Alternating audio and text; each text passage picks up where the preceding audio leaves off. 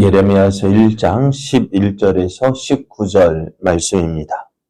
여호와의 말씀이 또 내게 임하니라. 이르시되 예레미야야 내가 무엇을 보느냐 하시매 내가 대답하되 내가 살구나무 가지를 보나이다. 여호와께서 내게 이르시되 내가 잘 보았도다. 이는 내가 내 말을 지켜 그대로 이루려 함이라 하시니라. 여호와의 말씀이 다시 내게 임하니라. 이르시되 내가 무엇을 보느냐 대답하되 끓는 가마를 보나이다. 그 윗면이 북에서부터 기울어졌나이다 하니 여호와께서 내게 이르시되 재앙이 북방에서 일어나 이 땅의 모든 주민들에게 부어지리라. 내가 북방 왕국들의 모든 족속들을 부를 것인즉 그들이 와서 예루살렘 성문 어귀에 각기 자리를 정하고 그 사방 모든 성벽과 유다 모든 성읍들을 치리라. 여호와의 말이니라. 무리가 나를 버리고 다른 신들에게 분향하며 자기 손으로 만든 것들에 절하였은즉 내가 나의 심판을 그들에게 선고하여 그들의 모든 죄악을 징계하리라. 그러므로 너는 내 허리를 동이고 일어나 내가 내게 명령한 바를 다 그들에게 말하라. 그들 때문에 두려워하지 말라. 내가 그들 앞에서 두려움을 당하지 않게 하리라. 보라, 내가 오늘 너를 그 온 땅과 유다 왕들과 그 지도자들과 그 제사장들과 그 땅 백성 앞에 견고한 성읍, 새 기둥, 놋 성벽이 되게 하였은즉 그들이 너를 치나 너를 이기지 못하리니 이는 내가 너와 함께 하여 너를 구원할 것임이니라. 여호와의 말이니라. 아멘. 할렐루야. 우리를 사랑하시는 하나님의 크신 사랑 안에서 새 날이 시작이 되었습니다. 오늘도 우리를 사랑하시는 하나님의 크신 사랑을 믿고 믿음으로 행하여 하나님의 선하신 뜻을 이루어가는 복된 날 되기를 예수님의 이름으로 축복합니다. 오늘 우리에게 주신 하나님 말씀을 통해서 하나님은 부르신 자에게 약속을 주십니다. 하나님은 부르신 자에게 약속을 주십니다. 이런 제목으로 하나님 말씀을 증거하겠습니다. 하나님께서 예레미야를 이스라엘 유다의 선지자로 부르셨는데요. 하나님께서 예레미야를 부르신 것은요, 어느 날 갑자기 또 우연히 눈에 띄어서 부르신 것이 아닙니다. 하나님은 예레미야가 모태에 짓기 전에 예레미야를 알았고 배에서 나오기 전에 성별하였고 그래서 여러 나라의 선지자로 세우셨다라고 말씀하셔요.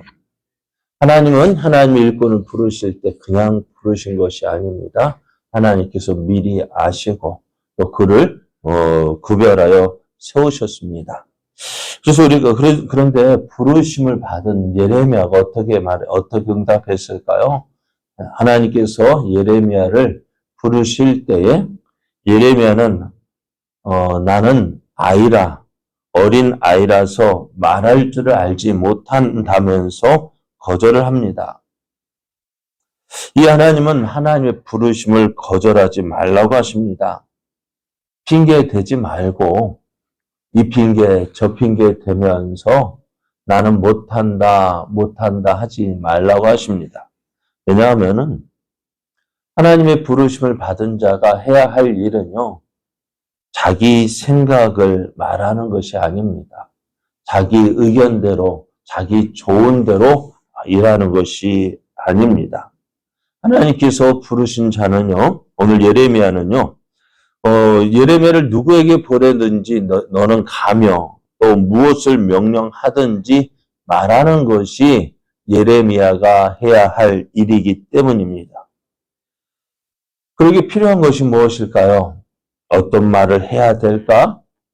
그거 염려할 것이 아닙니다. 누구를 만날까? 그것도 염려할 것이 아닙니다. 하나님께서 예레미야가 필요한 것 순종입니다. 그래 어떤 재능이나 어떤 능력이 필요한 것이 아니라 하나님께서 가라 하시면 가고 전하라 하면 말씀을 전하는 것이 그때 순종하는 것이 예레미야에게 필요한 것입니다. 그리고 하나님은 예레미야를 부르시면서 하나님의 손을 내밀어서 예레미야의 입에 대셨습니다. 그리고 하나님의 말씀을 예레미야의 입에 두었다라고 하십니다. 오늘 하나님의 사람, 하나님의 일꾼으로 부름받은 사람들, 우리들 역시요. 이래서 못해요, 저래서 못해요. 그거는 아닙니다. 왜? 하나님께서는요, 일꾼을 부르실 때 어떻게 해요? 그 사정, 그 형편, 또 그 재능을 다 알고 계십니다. 그래서 우리가 필요한 건 뭐예요? 그 부르심에 순종하는 거예요. 그 부르심에 순종할 때에 하나님께서 우리를 통해서 하나님의 뜻, 하나님의 일을 해 나가십니다. 오늘 하나님의 부르심을 받은 예레미야에게 하나님께서 환상을 보여주시는데요. 오늘 11절 말씀을 보면은 여호와의 말씀이 또 내게 임하니라 이르시되 예레미야야 내가 무엇을 보느냐 라고 물으셨어요. 그때 예레미야의 눈에 보이는 것이 살구나무 가지였습니다. 살구나무 가지를 봅니다 라고 대답을 했습니다. 그 대답을 들으신 하나님 뭐라 말씀하시느냐?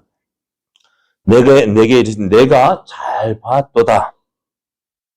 이는 내가 내 말을 지켜 그대로 이루려 함이라 하시니라 하시는데요.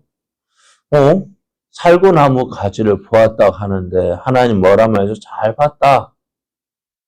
그러시면서 내가 내 말을 지켜 그대로 이루려 함이라 이렇게 말씀하시는 거예요. 오늘 여러분 성경 본문을 보면은 지켜라는 말을 보면은 그 옆에 뭐가 있어요? 아무것도 없어요? 뭐라고 써 있죠? 번호. 그래, 숫자 1. 그걸 밑에 보면 뭐라고 설명되어 있어요? 그리고 히브리어로 살구나무라는 말과 지킨다는 말의 의미 비슷하다라고 되어 있습니다. 살구나무를 히브리어로 샤케드라고 읽습니다. 샤케드라는 말과 오늘 지킨다라는 말이요. 샤케드 비슷하죠. 하나님께서는 이렇게 살구나무 가지를 보면서 쇼케드 내가 지킨다라는 말씀을 보여주고 계셔요. 그러니까 하나님은 살구나무는 또 일찍 눈이 깬다고 가지에서 눈이 일어난다라고 이야기합니다. 그래서 살구나무처럼 깨어서 말씀하신 것을 반드시 지키겠다라는 의미입니다. 살구나무를 보느냐? 예, 샤케드. 그러나 내가 내 말을 지켜서 쇼케드. 하나님께서 하신 말씀을 반드시 지킬 것이다 라는 사실을 말씀해 주고 있습니다. 그래서 예레미야가 이 환상을 통해서 자신이 전한 하나님의 말씀, 메시지가 반드시 성취될 것이라는 확신을 가지게 됩니다. 그래서 살구나무 가지를 볼 때마다 하나님께서 말씀하신 것, 하나님께서 반드시 이루실 것이다 라는 확신을 가지고 그가 말씀을 선포했습니다. 그리고 이제 살구나무 환상에 이어서 예레미야는 두 번째 환상을 보았는데요. 어떤 환상을 보았는지 13절을 보면은요. 여호와의 말씀이 다시 내게 임하니라 이르시되 내가 무엇을 보느냐? 대답하되 끓는 가마를 보나이다. 그 윤면이 북에서부터 기울어졌나이다 라고 대답을 했습니다. 하나님은 예레미야가 본 그 환상의 의미를 말씀해 주시는데요. 14절을 보면 여호와께서 내게 이르시되 재앙이 북방에서 일어나 이 땅의 모든 주민들에게 부어지리라 말씀하세요.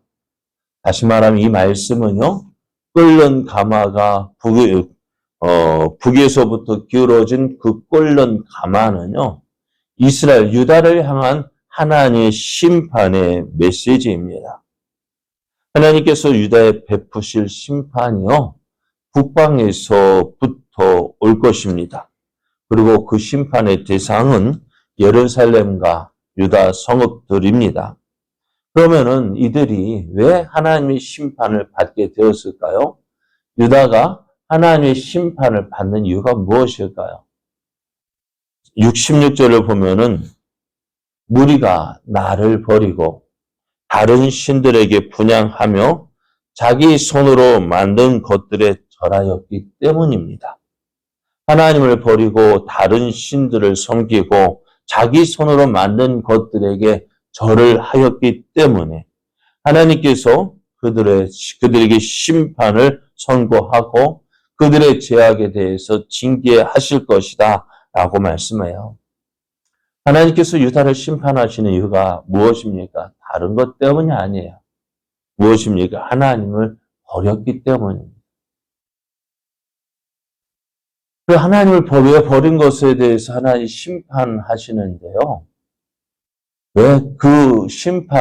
왜 하나님을 버린 것에 대해서 심판하실까요? 이스라엘 백성과 맺은 언약입니다. 하나님과 맺은 언약을 이스라엘이 파괴한 것입니다. 이제 예레미야는 유다를 향한 하나님 말씀을 전해야 합니다. 어떤 말씀이요? 유다의 심판에 대해서 그 하나님 말씀을 전해야 합니다. 그런데 그 말씀을 전할 때 어떻게 이 말씀을 듣는 무리가 어떨까요? 여러분 그렇잖아요. 전에 말씀드리잖아요. 아무리 듣기 좋은 소리도요. 몇 번 하면 두세 번 하면 잔소리라고 했습니다. 근데 이제 예레미야가 전할 말씀은 어떤 말씀이에요? 칭찬입니까? 책망이죠. 하나님의 징계, 심판에 대해서 말씀한다면은요. 그 심판은 어떤 말도 잘한다는 거예요? 못한다는 거예요? 네? 못한다는 말 들을 때 좋아할 사람이 과연 몇 명이나 있을까요? 너 그거 잘못한 거야. 너 그렇게 하면 안 돼. 나가면 좋아하겠어요? 그렇죠?